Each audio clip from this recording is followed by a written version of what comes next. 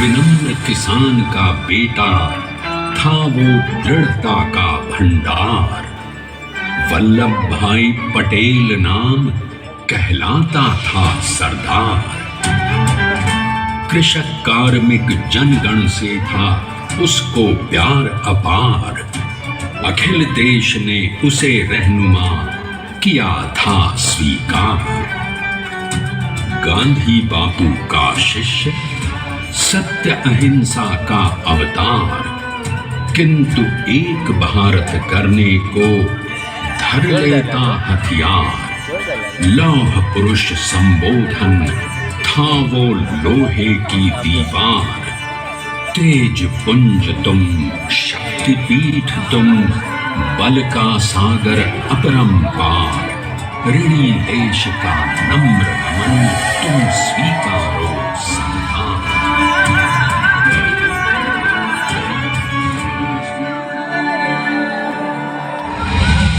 1857 में अंग्रेजों को ललकारने वाले पहले स्वतंत्रता संग्राम के एक सक्रिय सिपाही थे झवेर भाई पटेल। करमसद गांव के इस बहादुर देशभक्त किसान और उनकी पत्नी लाडबाई के 5 बेटों और 1 बेटी में से चौथे पुत्र थे वल्लभ भाई। बालक वल्लभ ने करमसद के बाद नडियाद से अपनी हाई स्कूल की शिक्षा पूरी की।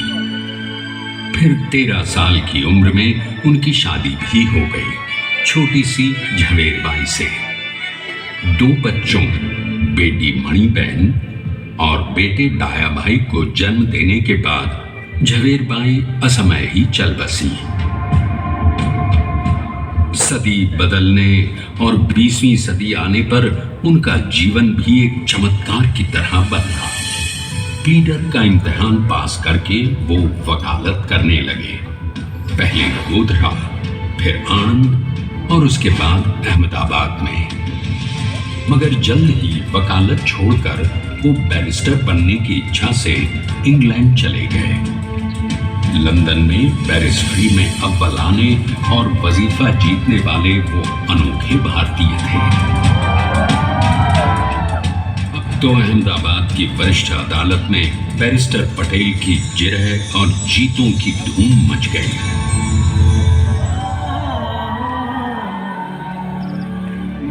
तभी एक युग पुरुष ने वल्लभ भाई के जीवन की धारा ही बदल दी। दक्षिण अफ्रीका में सत्याग्रह के अहिंसक अस्त्र से गोरे शासकों को सबक सिखाकर भारत वापस आए बैरिस्टर मोहनदास करमचंद गांधी से मिलकर वल्लभ भाई ने अपने कुछ बरसों से सीखे विदेशी व्यवहार और संस्कार हमेशा के लिए त्याग दिए और अब वो अपने खेड़ा के किसानों को हक दिलाने के लिए बापू के साथ आंदोलन में कूद पड़े। अब उनके पैरों में जूते नहीं, गांवों की धूल थी। हृदय में भारत भूमि की शस्य श्यामला धरती।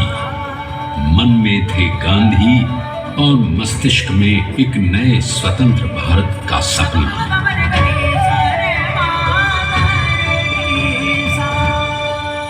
तभी बारडोली के मजबूर मजलूम किसानों की यातना का समाचार उनके पास पहुंचा। तुरंत वल्लभ भाई वहां पहुंचे और यूं शुरू हुआ भारत का सबसे बड़ा और सफल किसान आंदोलन बारडोली। वल्लभ भाई ने बारडोली के 87,000 किसानों को ऐसा अटल अडिग अचल मनोबल दिया कि अंग्रेजी सरकार हिल गई और 1 बरस के बाद उनका लगान माफ कर दिया गया। अब तो पूरे देश में लोग वल्लभ भाई के नाम की कस्में खाने लगे।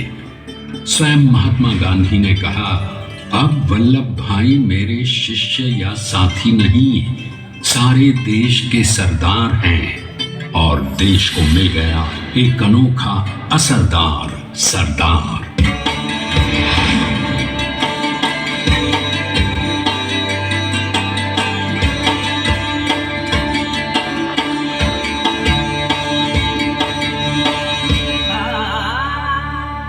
सरदार पटेल के नाम और देशभक्ति से अंग्रेज डर कर कांपने लगे। 1930 के नमक सत्याग्रह और दांडी कूच में वो बापू से भी पहले गिरफ्तार किए गए। तो सन 1932 में फिर उन्हें बापू के साथ ही जेल में 2 सालों के लिए डाल दिया गया। मगर आजादी के दीवानों को, स्वतंत्रता के परवानों को कौन गिरफ्तार कर पाया है? जेल से छूटते ही सरदार को कांग्रेस के नए राष्ट्राध्यक्ष पद पर चुना गया और उनकी सरपरस्ती में राष्ट्रवादी भारतीयों ने तमाम ब्रिटिश सूबों में जीत हासिल कर वहां अपनी स्थानिक सरकारें बनाई। किंतु सरदार का सपना केवल सरकार बनाना नहीं था। उनका स्वप्न तो था एक ऐसे नए भारत का जहां हर रंग, हर रूप, हर जात, मजहब, तबके का हिंदुस्तानी एक साथ मिलकर एक ऐसा नया भारत बना सके जहां पूर्ण स्वराज के साथ सारे समाज को गरीबी, अशिक्षा, छुआछूत से भी आजादी मिल जाए।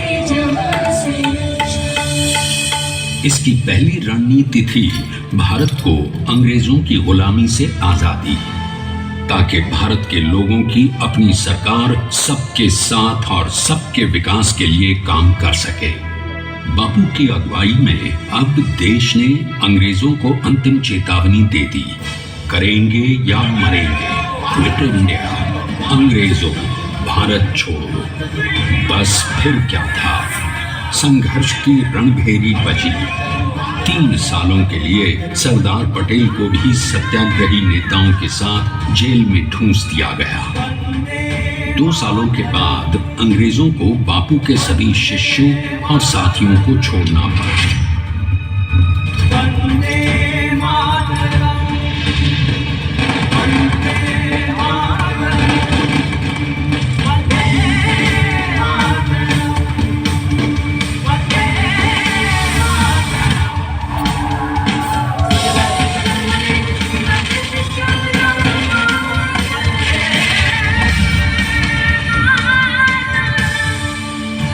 स्वतंत्रता के स्वप्न के सच होने के साथ अब सरदार पर कई एक नई जिम्मेदारियां थीं।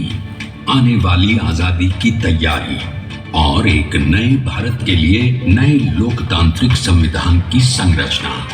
जैसा उनके साथी ने खुद कहा था, सरदार ने ही छेनी हथौड़ी लेकर एक नए भारत को उकेरा है।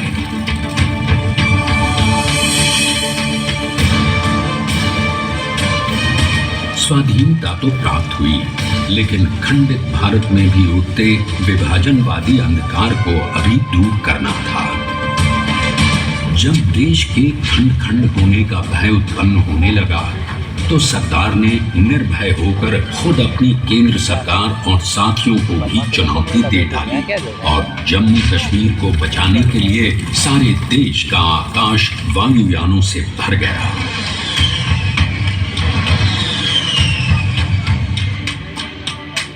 और फिर हैदराबाद और जूनागढ़ के भारत में विलयीकरण को पाकिस्तान से चुनौती मिली।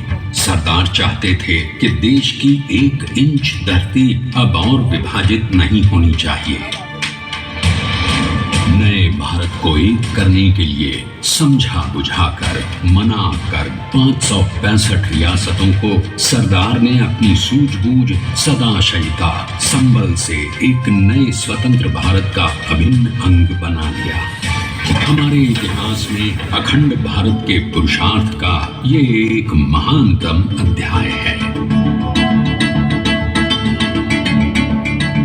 जैसा उन्होंने स्वयं कहा था, हमें नए धागों को पुराने ताने बाने में ऐसे पिरोना है कि एक दूसरे में गुंथ जाएं और बेहतरीन बनावट वाला एक नया भारत उभर कर सामने आ सके।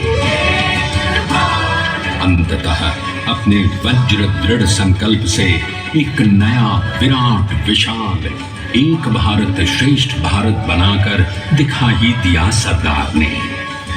संसार के सबसे बड़े प्रजातंत्र के शिल्पी को प्रणाम करने के लिए देश ने बनाया है ये समर्थ स्मारक। स्वाधीन भारत को समर्थ भारत में बदलने वाले सरदार पटेल को समर्पित प्रेरणा।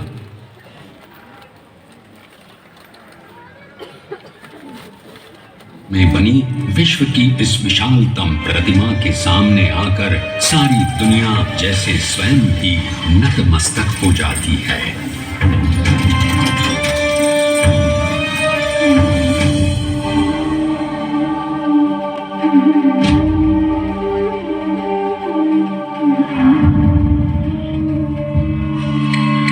देश को बना गया वो अमित अटल,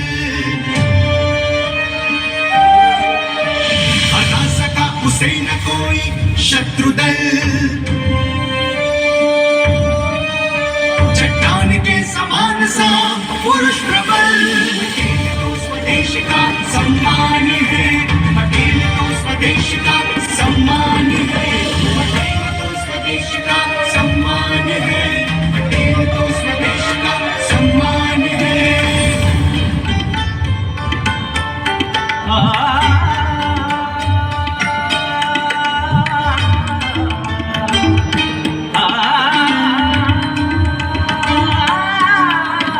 ऊंचाइयां आकाश को छुए हुए,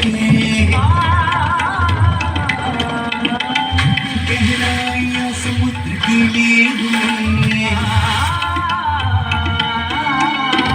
कदम अधिक जमीन पर जमे हुए। पटेल अपनी आन बान शान है, पटेल अपनी आन बान शान है, पटेल तो स्वदेश का सम्मान है, पटेल तो स्वदेश का सम्मान है, पटेल तो स्वदेश का सम्मान है, पटेल तो स्वदेश का सम्मान है।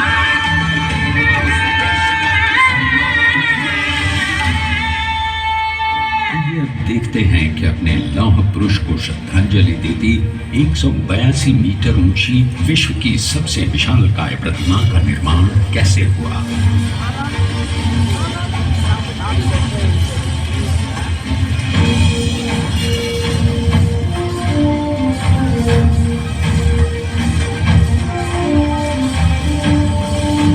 गगन चुंबती इस अद्वितीय अभूतपूर्व प्रतिमा को बनाने के लिए सबसे पहले नदी पर 4500 क्यूबिक मीटर का राफ्ट बना और फिर सीधा 600 फीट का कंक्रीट का कोर बनाया गया।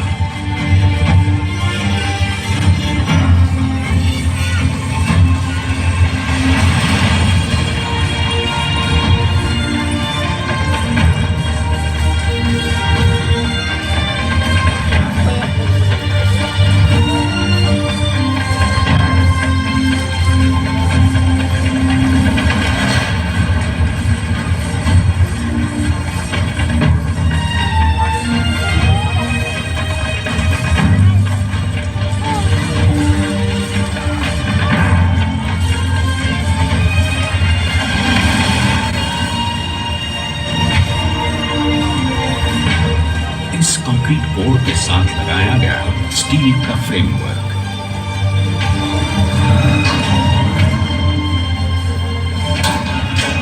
और इस फ्रेमिंग पर 6500 ब्रॉन्ज के पीसेस लगाए गए।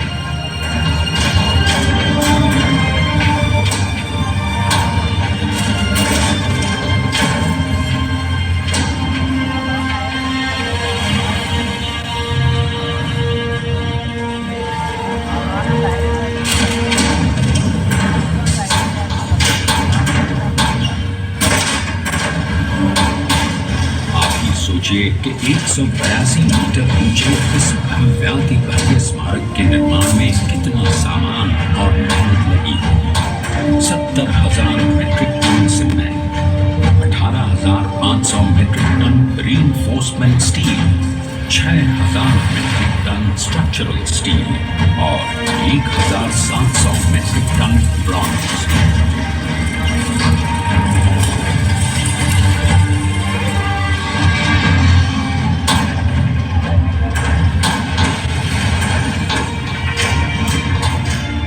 स्टैच्यू ऑफ यूनिटी आज एक वर्ल्ड आइकॉन है और इसे मुमकिन बनाने में एक सेकंड भी ब्रेक लिए बिना देश भर की टीम्स ने 24/7 काम किया।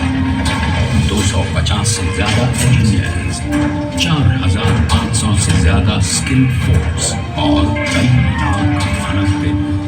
हम गर्व से कह सकते हैं कि कुल मिलाकर स्टैच्यू ऑफ यूनिटी के निर्माण में 95% मान सम्मान मजदूर, इंजीनियर्स और एक्सपर्ट्स थे भारतीय। जानते हैं कि 182 मीटर ऊंची इस भव्य प्रतिमा को बनाने में कितना समय लगा? डिजाइन के लिए 12 महीने और निर्माण के लिए 34 महीने, यानी कुल मिलाकर केवल 46 महीने।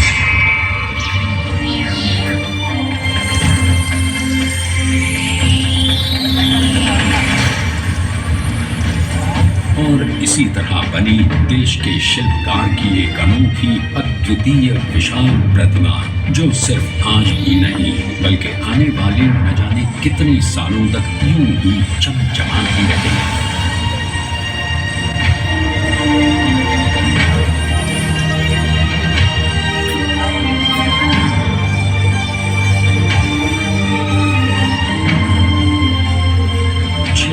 महीनों तक लगातार बिना रुके एकजुट होकर न जाने कितनों ने परिश्रम किया और उनका साथ दिया भारत की 7.25 करोड़ जनता।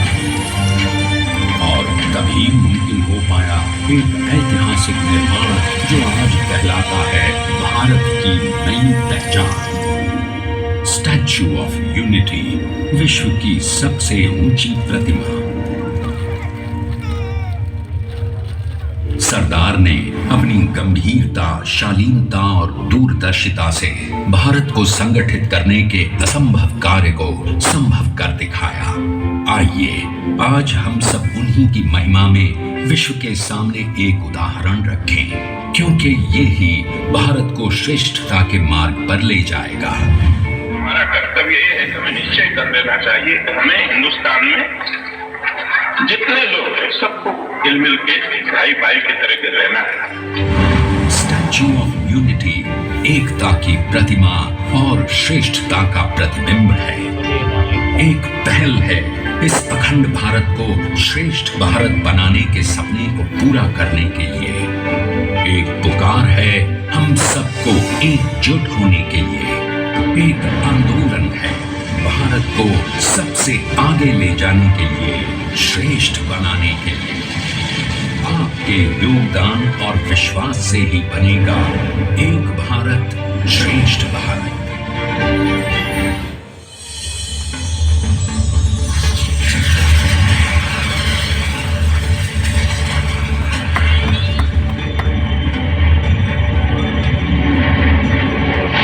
Please stand up for the national anthem.